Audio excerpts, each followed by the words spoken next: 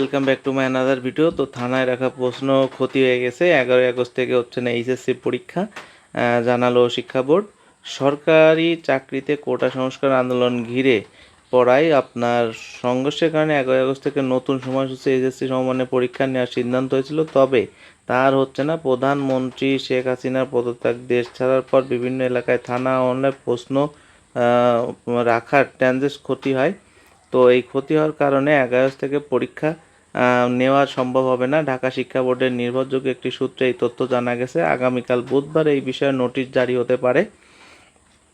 তো পরিস্থিতি কয়েক দফা এইচএসসি ও সমমানের পরীক্ষা স্থগিত করা হয়েছিল। প্রথমে 18 জুলাই পরীক্ষা স্থগিত করা হয়, তারপর একসঙ্গে 21, 23, 25 জুলাই পরীক্ষা স্থগিত করা হয়। এরপর তাদের আরেক দফায় 28 জুলাই থেকে 1 আগস্ট পর্যন্ত পরীক্ষা স্থগিত করা হয়। পরে সিদ্ধান্ত 11 আগস্ট থেকে নতুন সময়সূচি এইচএসসি সমমানের পরীক্ষা নেওয়া হবে।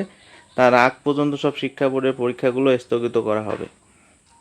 কোটা সংস্কার আন্দোলন ঘিরে উদ্দীপ্ত পরিস্থিতি। 17 জুলাই শিক্ষা প্রতিষ্ঠান ছুটি বা শ্রেণী কার্যক্রম বন্ধের নির্দেশনা দেওয়া সরকার। এর 4 আগস্ট থেকে জেলা উপজেলা গ্রামগঞ্জে প্রাথমিক বিদ্যালয় খুলে দেওয়ার সিদ্ধান্ত হয়েছে। তবে ঢাকা সহ 12টি সিটি কর্পোরেশন, নরসিংদী পৌরসভা এলাকায় প্রাথমিক বিদ্যালয় বন্ধ থাকবে।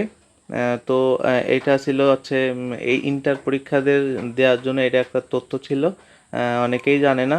তো এরকম আরও আমরা অল টাইম নতুন নতুন তথ্য দিয়ে থাকি আমাদের চ্যানেলে। তো আমাদের চ্যানেল বিডি জবস কর্নারে আপনি যদি নতুন হয়ে থাকেন অবশ্যই আমাদের চ্যানেলটি সাবস্ক্রাইব করবেন এবং পাশে থাকা বেল আইকনটি ক্লিক করে দিবেন, যাতে করে পরবর্তী ভিডিওর আপডেট খুব দ্রুত পেয়ে যান। ধন্যবাদ, সবাই ভালো থাকবেন।